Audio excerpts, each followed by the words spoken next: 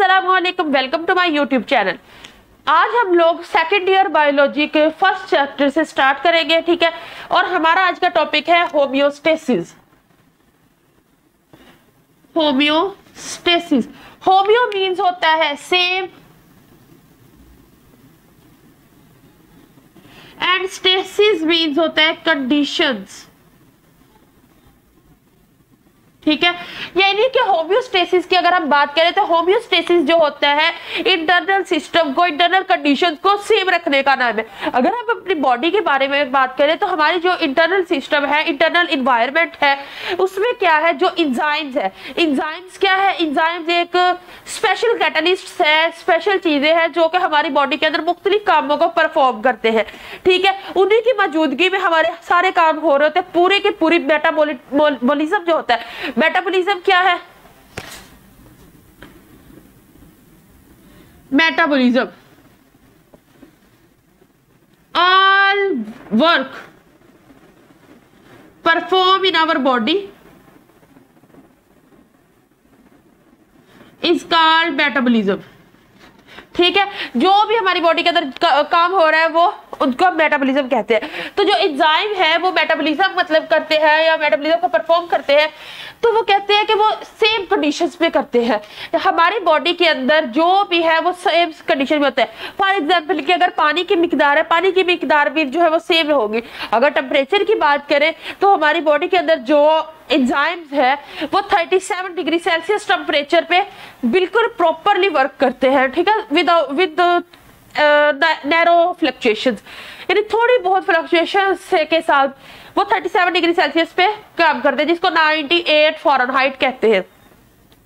जैसे ही condition change होती है, एंजाइम जो होते हैं उनका वर्क जो है वो स्लो डाउन हो जाता है और आहिस्ता आहिस्ता आहिस्ता आहिस्ता वो बिल्कुल ही कर देते हैं खत्म, कि जी बस अब हमारे हाथ खड़े, हम अब नेक्स्ट काम नहीं कर सकते। इसीलिए कहते हैं कि जो हमारी बॉडी के अंदर या इवन के एवरी लिविंग ऑर्गेनिज्म, हर जिंदा जानदार के अंदर जो ये स्टेसिस, होम्योस्टेसिस जो है वो बहुत मतलब जानदार अमल है, बहुत ही यूजफुल है, कि इसके बगैर किसी भी बॉडी का जो वर्क है वो प्रॉपरली नहीं हो सकता, ठीक है।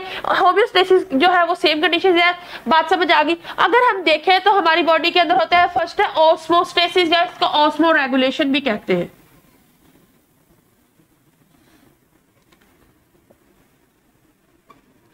ठीक है। ऑस्मो रेगुलेशन की बात करें तो ऑस्मो होता है लिक्विड,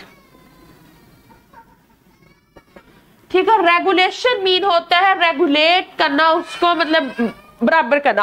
ऑस्मो रेगुलेशन की अगर हम बात करें तो ऑस्मो रेगुलेशन जो है उसको कहते हैं जब हमारी बॉडी के अंदर मौजूद वाटर और उसके जो होते हैं नमकियात, ठीक है, उसकी क्वांटिटी को, उसकी मिकदार को हमारी बॉडी के अंदर स्टेबल करना, रेगुलेट करना, एक सही रखना, सेम रखना, ठीक है, जिस पे हमारे बॉडी के अंदर मौजूद जो एंजाइम्स है वो प्रॉपरली वर्क कर सके, उस सारे अमल को हम लोग ऑस्मो रेगुलेशन कहते हैं।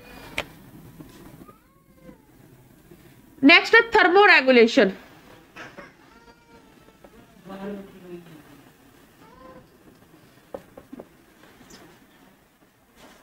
थर्मो रेगुलेशन का मतलब यह है कि थर्म का मतलब क्या होता है, हीट।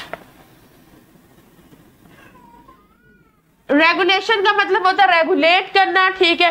तो थर्मो रेगुलेशन का मतलब क्या है कि हमारी बॉडी के अंदर जो मौजूद टेम्परेचर है उसको रेगुलेट करना, कि हमारी बॉडी ताकि उसके एंजाइम जो है वो प्रॉपरली वर्क कर सके, ठीक है। यानी कि हमारी बॉडी के अंदर, अब आप लोग को पता है कि जो एंजाइम्स है वो 37 डिग्री सेल्सियस टेम्परेचर पर ही वर्क कर सकते हैं प्रॉपरली, जिसको हम 98 फ़ारेनहाइट कहते हैं।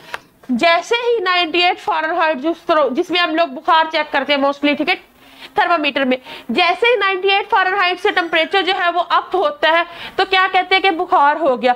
तो साथ ही जो हमारी बॉडी होता है वो सुस्त पड़ना शुरू हो जाती है, यानी कि वो प्रॉपरली वर्क नहीं करती, थोड़ी सी हमें थकान सी महसूस होनी शुरू हो जाती है, ठीक है, स्वेटिंग स्टार्ट हो जाती है, मुख्तलिफ अमल जो है वो दूसरे स्टार्ट हो जाते हैं, यानी कि हमारी जो बॉडी है वो प्रॉपरली वर्क नहीं करती, ठीक है। इसीलिए हमारी बॉडी का जो टेम्परेचर है उसको रेगुलेट करना बहुत जरूरी है, उसको हम कहते हैं थर्मो रेगुलेशन। अगर टेम्परेचर 98 से कम हो जाए, यानी 97, 96, 95 तक, तब भी हमारी बॉडी जो है वो बहुत ज्यादा ठंडी पड़ जाती है और डॉक्टर्स कहते हैं इसको हीट अप करें। ठीक है, तो ये बहुत सारी चीजें होती है कि यानी हमारी बॉडी के अंदर प्रॉपर वर्क करने के लिए।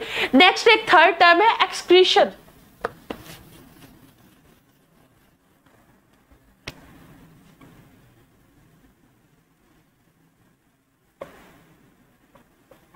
एक्सक्रीशन क्या है? एक्सक्रीशन का मतलब होता है एक्सक्रीट करना, यानी कि खारिज करना। हमारी बॉडी के अंदर जब भी मेटाबॉलिज्म्स होते हैं, मेटाबॉलिज्म्स क्या है? जब वर्क परफॉर्म होता है, किसी चीज की तोड़फोड़ हो रही होती है, कोई चीज बन रही होती है, जिस तरह अमीनो एसिड्स मिलके क्या है प्रोटीन बना रहे होते हैं, इसी तरह हमें जब खुराक जो हम खाते हैं उसकी तोड़फोड़ हो रही होती है, यानी कि बहुत से अमल हमारी बॉडी में एट अ टाइम हो रहे होते हैं। तो उनके दौरान जो है बहुत से वेस्ट्स बनते हैं, वेस्ट। ठीक है, मोस्टली उनमें होते हैं नाइट्रोजनस वेस्ट।